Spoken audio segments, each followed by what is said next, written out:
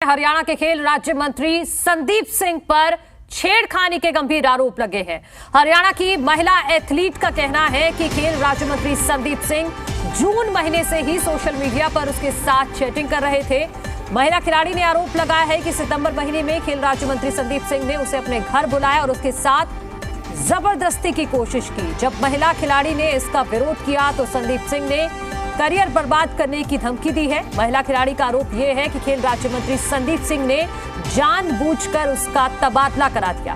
पीड़ित महिला खिलाड़ी के मुताबिक उसने कई बार इस बाबत प्रदेश के मुख्यमंत्री और प्रदेश के गृह मंत्री से मिलने की कोशिश की, लेकिन वो अभी तक मिल नहीं पाई।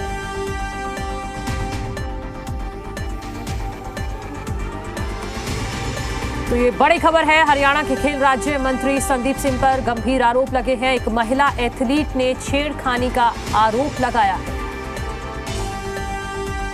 और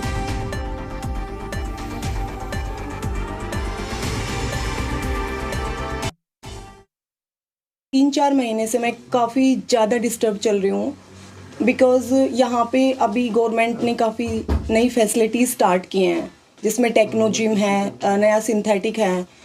तो यहाँ पे स्पोर्ट्स मिनिस्टर सर विजिट करते हैं जो टेक्निकल जिम है उसमें, और उसमें काफ़ी लिमिटेड प्लेयर्स हैं जो नेशनल और इंटरनेशनल लेवल पे हैं, सिर्फ वही उस जिम में ट्रेनिंग कर सकते हैं। तो उसके बाद संदीप सर ने मेरे को जिम में देखा, देन उन्होंने मेरे को इंस्टाग्राम पे कांटेक्ट किया, जो कि एक वैनिश मोड है जिसमें आप कोई भी कॉन्वर्सेशन करते हैं तो वो कॉन्वर्सेशन साथ साथ गायब हो जाता है, उसका कोई रिकॉर्ड नहीं रहता। तो इन्होंने मेरे से बात की, इन्होंने फर्स्ट टाइम मुझसे बात की तो मुझे काफ़ी अप्रिशिएट किया। एक्चुअली इनका बर्थडे था उस दिन, जिस दिन फर्स्ट टाइम इन्होंने मेरे से इंटरेक्ट किया। तो बीइंग ए प्लेयर, क्योंकि वो हॉकी में एक ओलंपियन एथलीट रहे हैं, काफ़ी कुछ उन्होंने अचीव किया है देश के लिए, तो मेरे लिए वो एक कुछ सेकंड के लिए एक प्राउड मोमेंट था कि इतने सीनियर एथलीट साथ में वो स्पोर्ट्स मिनिस्टर हैं, तो मैं काफ़ी खुश हुई। बट उन्होंने कुछ टाइम के बाद मुझे बोला कि एक स्नैपचैट कोई फोल्डर है, आप वो ऐप डाउनलोड कर लीजिए और ये मेरी आईडी है, आप इस पे मेरे को मैसेज कीजिए। देन उसके बाद उन्होंने मेरे से काफ़ी देर तक बात की, लाइक आप क्या करते हैं, कहाँ से हैं, अब तो आपके कोच नहीं हैं तो आप कैसे यहाँ ट्रेनिंग कर रहे हैं। तो धीरे धीरे 1-2 दिन गए, देन उन्होंने मुझे बोला कि आप मुझे चंडीगढ़ सेक्टर 7 लेक साइड मिलने आओ। तो काफ़ी लेट था उस टाइम, तो मैंने बोला कि सर अभी काफ़ी लेट है, बट आप जिम आ रहे हैं तो हम वहाँ बात कर सकते हैं। देन ही सेड कि नहीं तुम समझती नहीं हो। तो इन्होंने मुझे 3-4 दिन काफ़ी इंसिस्ट किया और मैंने स्नैपचैट आईडी मैंने डिलीट कर दी। उसके बाद इन्होंने मुझे इंस्टाग्राम पे कभी ब्लॉक कर रहे हैं, कभी अनब्लॉक कर रहे हैं। तो इन्होंने मुझे फिर से इंस्टाग्राम पे अनब्लॉक किया और इन्होंने मैसेज किया कि ऐसे ऐसे तुम्हारी सर्विस के लिए तुम्हारा फॉर्म है, तो तुम्हारे पास नेशनल गेम्स का सर्टिफिकेट नहीं है, जो कि मेरे पास नहीं है, क्योंकि अनफॉर्चुनेटली मेरी फेडरेशन से वो कहीं मिसप्लेस है, जिसके लिए मैं पिछले 4-5 साल से गवर्नमेंट से काफ़ी बार ये एथलेटिक्स फेडरेशन ऑफ इंडिया से कोशिश कर चुकी हूँ, तो सब वहाँ पे टालते रहते हैं। क्योंकि मेरे बहुत सारे नेशनल सर्टिफिकेट्स हैं जो मेरे मेडल के मुझे आज तक नहीं मिले हैं, उनका डेफिनेटली कहीं ना कहीं मिसयूज चल रहा है। तो इन्होंने मुझे बुलाया कि तुम आओ, वरना तुमने जो ये OSP से एज ए कोच के लिए तुमने जो अप्लाई किया है, ये तुम्हारी जॉब नहीं लगेगी। तो सर मैं नेक्स्ट डे सारे डॉक्यूमेंट्स लेके मैं इनके घर पे गई, तकरीबन 1:30 बजे के आसपास। और इनका जो स्पोर्टिंग स्टाफ है, कुछ गनमैन थे और कुछ इनका जो पर्सनल स्टाफ स्पोर्ट्स पर्सन को जो ट्रीट करते हैं वो लोग वहाँ पे अवेलेबल थे। देन मैं इनके पास गई, मैंने डॉक्यूमेंट्स दिखाए और वो मेरा फर्स्ट टाइम मैं इनके घर पे मैंने सेक्टर 7 में 72 हाउस नंबर में मैंने मेरा पहला विजिट था। तो इन्होंने बोला है कि मैडम मैं यहाँ पे अनकंफर्टेबल हूँ और ऑफिस में बात नहीं करते हैं, कैमरा है और आप समझ सकते हैं। तो इनके ऑफिस में बिल्कुल साइड में एक कैबिन है जिसमें सिर्फ सोफ़ा डला हुआ है और कुछ टेबल वगैरह हैं। तो इन्होंने मुझे बोला कि मैं यहाँ कंफर्टेबल हूँ, मैं यहाँ बैठ के बात कर सकता हूँ। तो सर इन्होंने मेरे डॉक्यूमेंट्स टेबल पे रख दिए और साइड चेयर पे, ये जैसे ये चेयर है, ये ऐसे आके बैठ गए और मैं बिल्कुल ऐसे बैठी, तो इन्होंने बोला कि आप साइड में आ जाइए।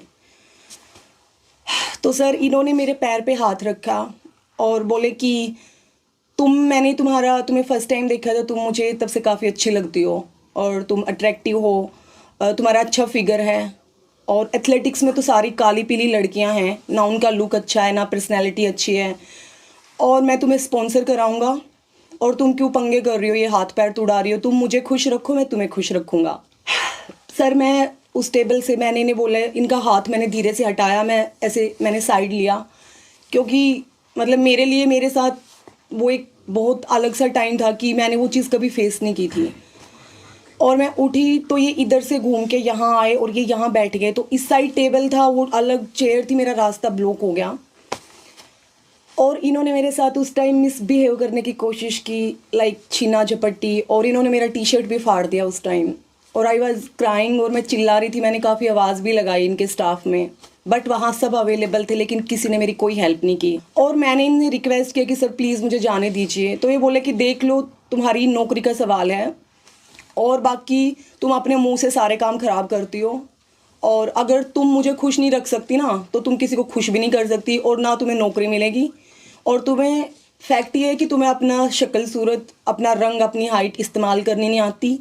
इन्होंने काफ़ी सीनियर प्लेयर्स हैं जो इंटरनेशनल लेवल पे अभी करंट खेल रहे हैं, देश का नाम इतना ऊपर कर रहे हैं। इन्होंने 3-4, आई एम सॉरी मैं उनके नाम बाहर नहीं कर सकती, इन्होंने 3-4 लड़कियों के एग्जाम्पल दिए कि मैंने उसका ये करा दिया, उसका मैंने ये करा दिया, इसको मैंने ब्लू टिक दिला दिया इंस्टाग्राम पे, मैंने इतना इनको स्पॉन्सर किया हुआ है।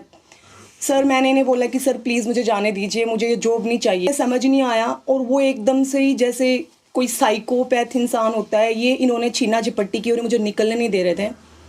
और सर अनफॉर्चुनेटली मुझे नहीं पता चला कि मैं उस मतलब टाइम क्या रिएक्शन देती, और मेरा हाथ उठ गया और मैं सडन वहाँ से इनको पुश करके मैंने उन टेबल पे इनको गिरा दिया और मैं वहाँ से भागी और मैं बाहर चिल्लाती रही। तो एक साइड से इन्होंने डोर बंद करवाया हुआ था, जबकि मैं दूसरा इनका कैबिन था उसकी साइड से निकल के मैं भागी। और वहाँ पे जो पुलिस स्टाफ था और जो इनके लोग खड़े हुए थे वो हंस रहे थे मेरी उस सिचुएशन में। रात को मैं इतना घबराई हुई थी, मैंने डीजीपी सर के पीएस को कॉल किया, तो उन्होंने मेरा फ़ोन उठाया, मेरी पूरी बात सुनी और उन्होंने कहा कि मैडम कहाँ पंगे कर रही हो आप, लड़की हो, कहीं को मरवा अमरूद देगा मंत्री हैं, आराम करो कुछ नहीं होता। ही सेड लाइक दिस, और मेरे को बड़ा अजीब लगा और मैंने फ़ोन रख दिया। उस टाइम मैंने सीएम सर के पीएस को भी कॉल किया और उन्हें भी मैंने ये सब चीज़ें बताई जो उनका लैंडलाइन फ़ोन देखते हैं, बट वहाँ से भी कोई रिएक्शन नहीं था। मुझे यही बोला गया कि मैडम अवॉइड करो, छोटी मोटी बातों के लिए सीएम सर के पास बिल्कुल टाइम नहीं है।